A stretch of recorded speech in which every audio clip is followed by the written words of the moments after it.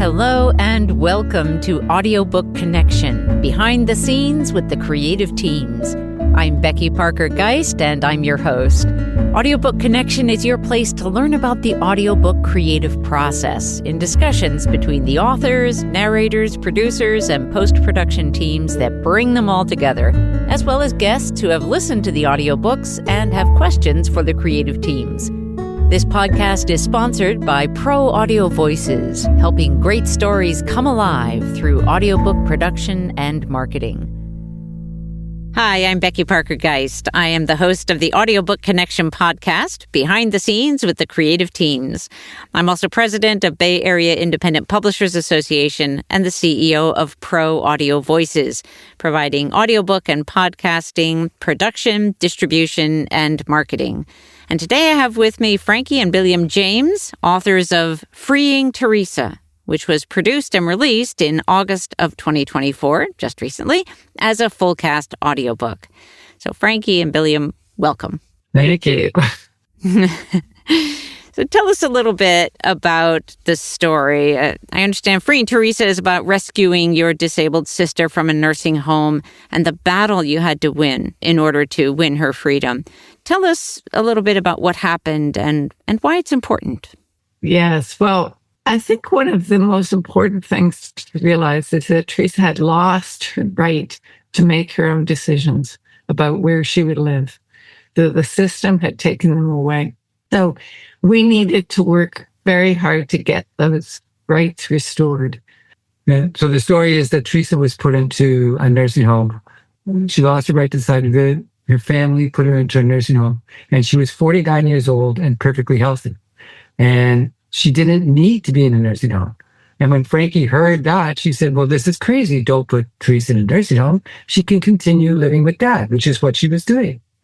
But the family had another plan, and they were worried that Dad, who was 90 years old, wouldn't be able to take care of Teresa anymore.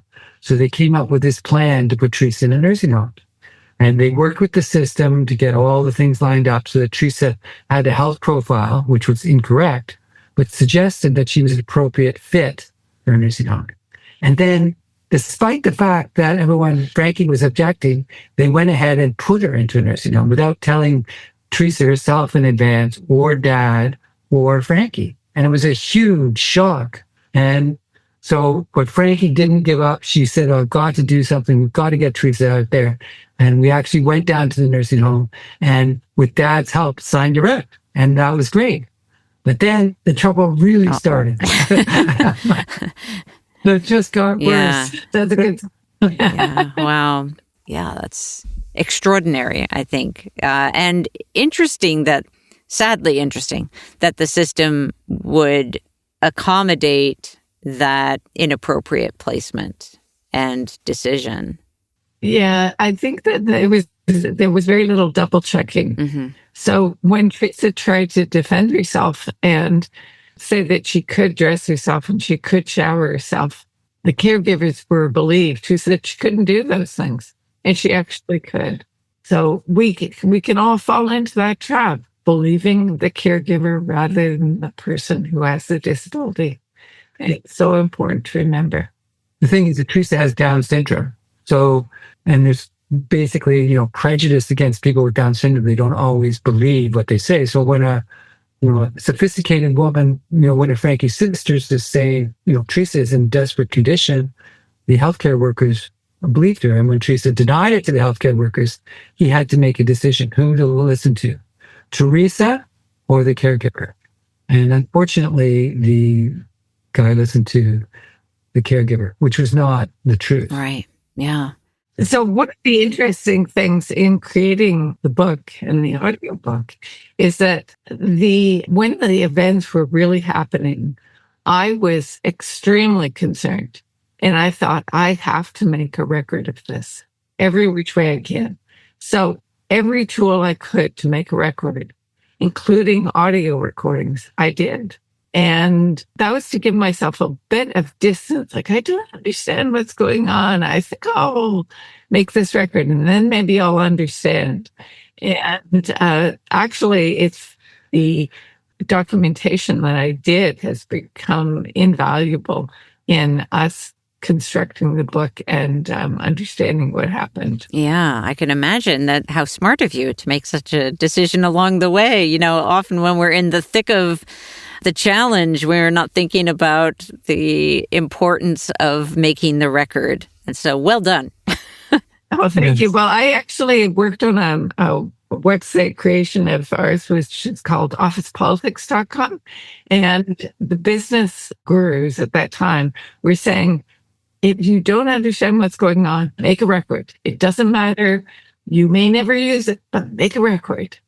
Because if you don't have a record, it never happens. Right. Very good. The other thing about Frankie is that she was is an environmental activist. And right while this was going on, she was in the middle of a huge battle with the Canadian government, Yes. who was at that time controlled by Prime Minister Harper, who was basically aligning with the oil companies. And Frankie was an environmentalist. And there was a big sort of scandal of that they had censored her artwork and all this stuff. So she was really a public activist, and she had all the tools of the trade ready for her. But she never thought she'd have to use those tools against her own family, which is like recording, documentation, and speaking out. Yeah. Wow. And so as you worked on the story, did you from the outset imagine it as an audiobook? Well, when Bill is the first person who came up with the idea of an audiobook, I said, well, that sounds interesting. And then we started to talk about all the dialogue in the book and how it would be nice to have the dialogue voiced by other people, not just me, because it would just be like a radio play. And so we imagined it right from the start. Of course, imagining is one thing and making it happen is another. Yes, indeed. Yeah, well, one of the other events that was recorded was they called the police on after we rescued Teresa and brought her back to Dad's house. The police were called. They ended up being called twice, but they came in, and so Frankie was there, and the sisters are calling, and we're recording all this stuff, and the police came in, so the whole police apprehension is completely recorded, and it's actually there's a court case about it, so it's all been very well documented. But it's really dramatic. Like, it's so hard to remember what really happened. And what people said is... And when we were doing the writing of the book, I remember listening back to the police apprehension, and I was basically crying. Because Dad was the character who used to protecting Teresa. And it's so sad what happens to him in the police apprehension, because the police are there ostensibly. First, we thought they're coming to get Teresa, but they actually took away Dad. And it was heartbreaking. But we had all that stuff all recorded. So it's really interesting. Now, to make it into a book, we had to condense it quite a bit, because you don't want to have all the ums and ahs and trajectories that go off story. But we really worked hard to make sure it contained the essence of the story and use as many words that people actually said as possible in a very concise way. So it sounds like you two really have worked as a creative team to create both the book and the audiobook. Is that right? Yes. Yeah, we worked together. Before we began this, we actually ran an advertising business. And that's how we both went to art school and got out of art school. What can we do? There's no artists make money. And then we eventually figured, people will pay for advertising ideas. Great. We're very creative. So that we had this whole experience and that also helped us a lot in terms of strategic thinking for our creative work, that you have a message you want to give. And Frankie's artwork is really much about activism. So her environmental art had a message about taking care of the planet and, using your own thing. And then the issues with Teresa became a disability activist story. And we helped Teresa. Ultimately, Teresa, in the first book, she's almost like being taken care of. Everyone else is telling her what to do. But after she moved in with us, she blossomed into her own self-advocate. And we helped her with all that stuff. And eventually, Teresa won a recommendation by the BC Human Rights Commissioner as a champion for change because of all the publicity that she had around her campaign for disability rights. Wow. That's a powerful story there. Yeah. Beautiful. Now, with the audiobook, did you consider reading your story for the audiobook just as a single narrator? I did. And I think that it's very interesting. I recorded myself and I sort of interviewed myself. And I realized when I listened to it, I'm not good enough. We're going to find somebody else. And I'm so glad that I did, because I mean, my voice is okay, but 9 hours of listening to my voice is not ideal. And the other thing is, the actress who plays me, Jackie Blackburn, has so much experience in voice acting and just acting in front of the TV too. For example, on each paragraph, she planned out her breaths and her inflections and her expression. And it was beautiful. It was great to listen to. Yep, professional narration is a beautiful thing. That's great. Well, another funny thing about the development of the project is we decided we're going to do the audiobook. And then I'm really excited about theater and stuff like that. And I've written a few plays. So this is a real story. It's going to be a great audiobook. And then Frankie, she's the memoir. She should write it. That's what I was pushing. And then we booked the studio, and then Frankie went, no, I'm not doing it. There's no way. Or no, she said I would do it, but I'm not reading my other sisters' voices because they're real people. And she's not going to pretend she's Siobhan or pretend that she's a brother Conrad. So we decided right from the beginning it had to be a multicast.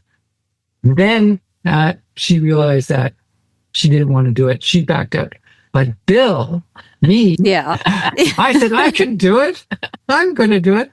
I went into the studio with all these actors and we started recording. And, Bill is going, Bill, your voice is too high.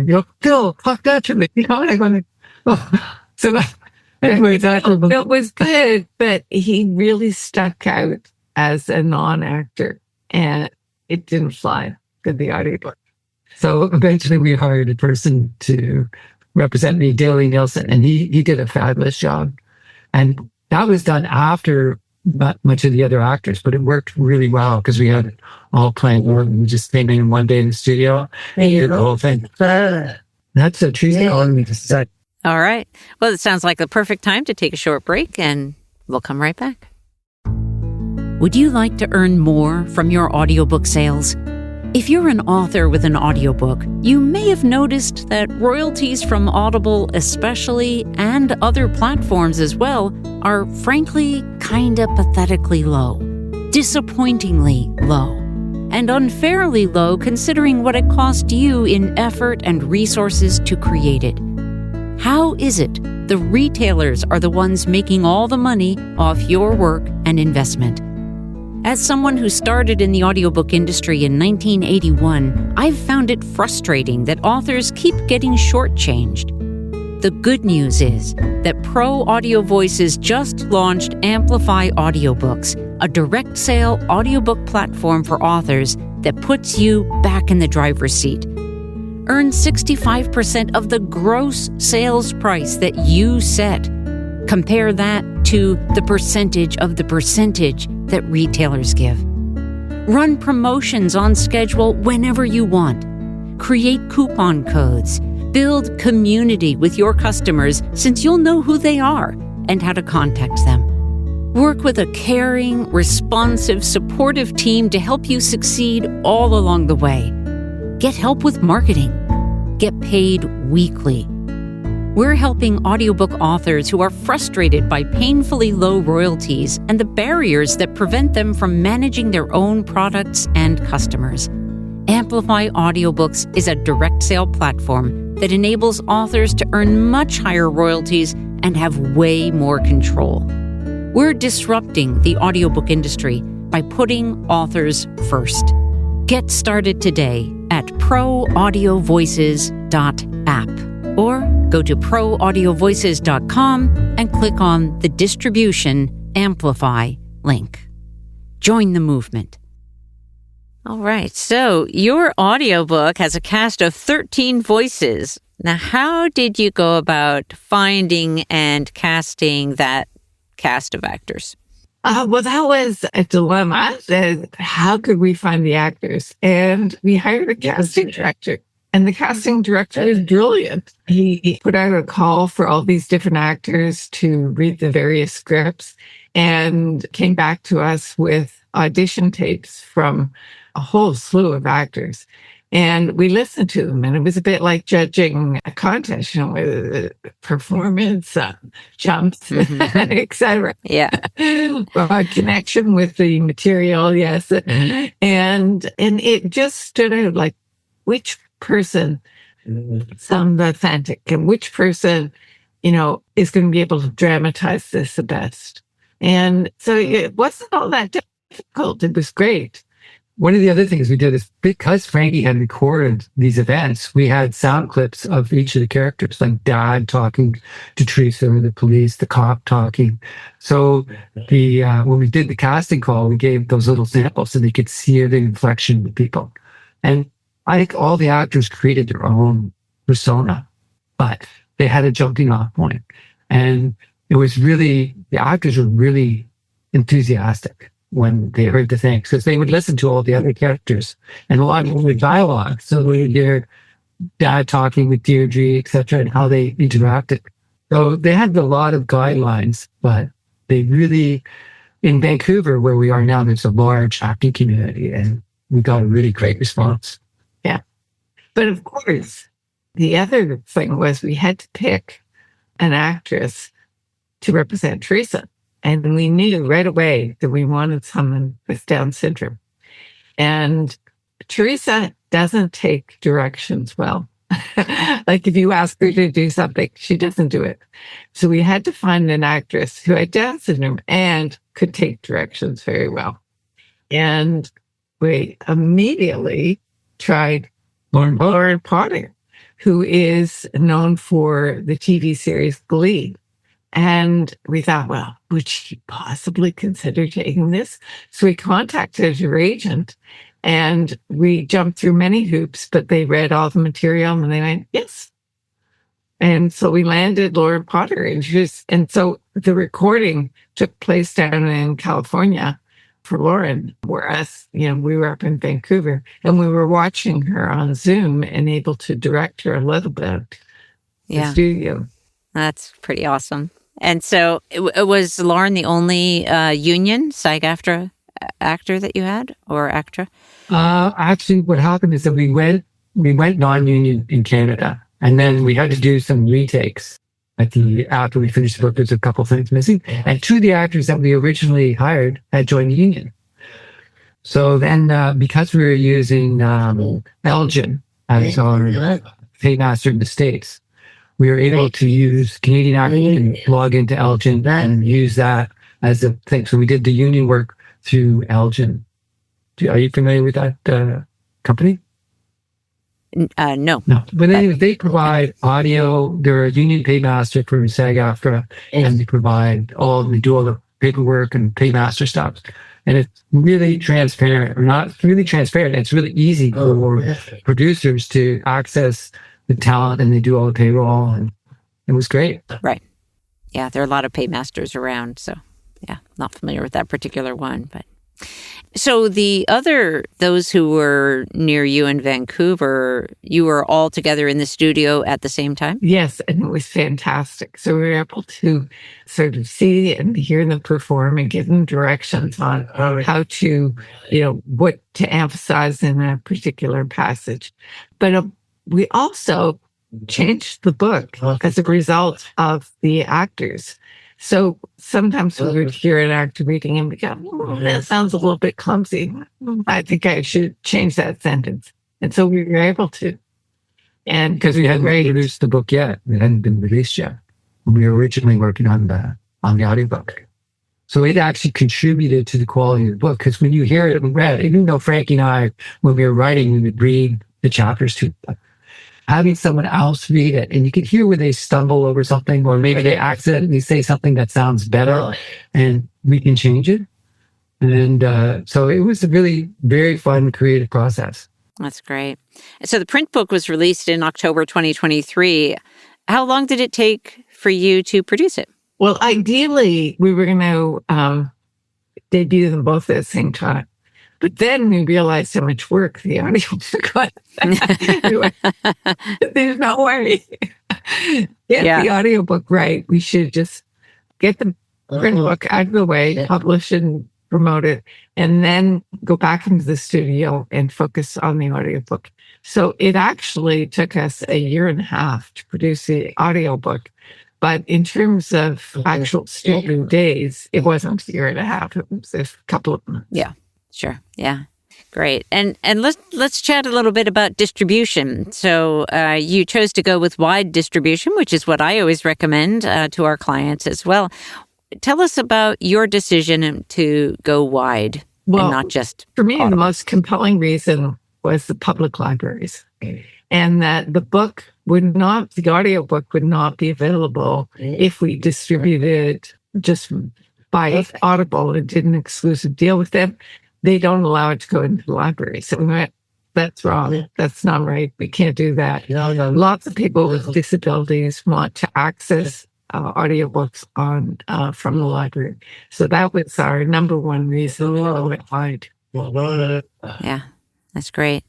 And now that you've got both print and audio, do you have a preference of the format? Oh, it's like you're choosing my child.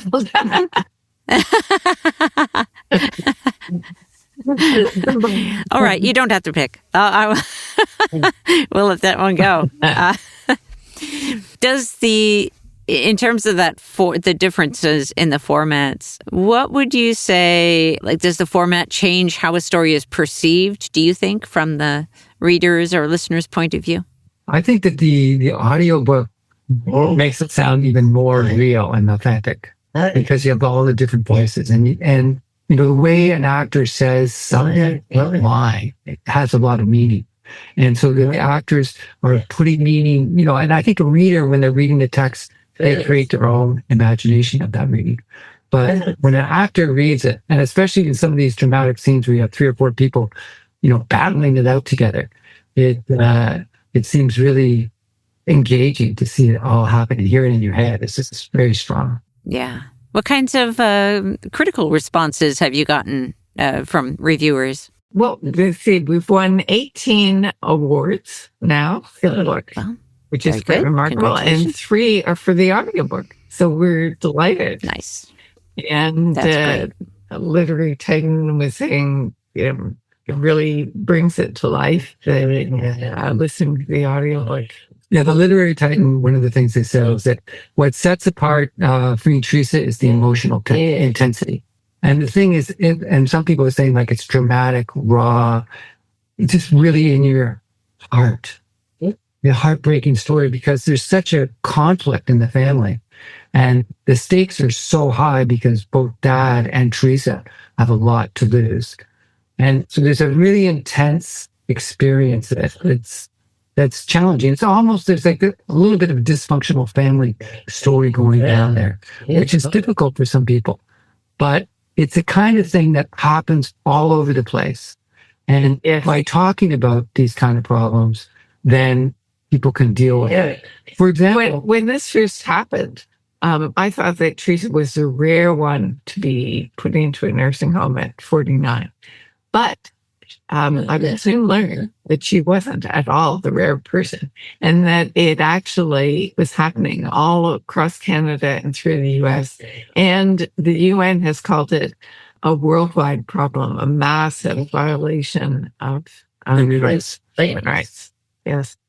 And we presented to, Teresa and I presented to the Ontario Committee on Developmental Services. And they, in their final report, said that nursing homes are pressured to accept people with developmental disabilities without any need for that type of service or any training by their staff. And you can imagine, why would a healthy person want to be in a nursing home?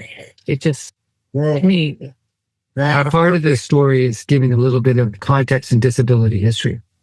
And in fact, Teresa herself was a leader in terms of staying in the community. When she was born, most people with disabilities like Teresa with Down syndrome were institutionalized at birth. And in fact, that's what the doctors recommended for Teresa to her parents. but they said no. And this is all, well, it's kind of interesting to see because they look back. And then when Teresa was 13, they did a TV documentary called Exploding the Myth. And it was about people with intellectual disabilities and how they can live. So there's this long context. And then that led to the closing of the institutions, which started about 20 years ago, where all these big, huge institutions where people like Teresa and other people with disabilities were forced care, were shut down. Were being shut down because everyone thought they were horrible. And they were. They were like terrible disasters. But despite the fact that they've been closed, the problem still exists. And now they're putting people like Teresa and other people with disabilities into nursing home care, which are actually for end-of-life care, going to be living for many, many years. So it's still a problem, and it's kind of a social problem of what society does with the weaker members and the most vulnerable members. What do we do? And Franke's message is we step up and take it, and it's a joy. Absolutely. Yeah. Tell our listeners where they can learn more about you and your work. Well, the key place to go would be freeingteresa.com, and it is spelled without an H. Teresa is spelled without an H. So, and they'll be able to find links to the audiobook, and also they'll be able to meet the cast, and that's kind of fun. Yeah, we have a whole bunch of samples from the cast that we put up. So each character, you can hear a couple of their favorite lines, and you can read their bios and stuff like that. Well, thank you. Again, this is Franke and Billiam James, authors of Freeing Teresa. Thank you so much for being with me today. Thank you. Thank you, Becky. Thanks for joining us for Audiobook Connection, behind the scenes with the creative teams. Please take a moment to subscribe at audiobookconnection.com. The podcast is sponsored by Pro Audio Voices, helping great stories come alive through audiobook production and marketing. Learn more at proaudiovoices.com. Again, thanks for being with us, and please join us next week.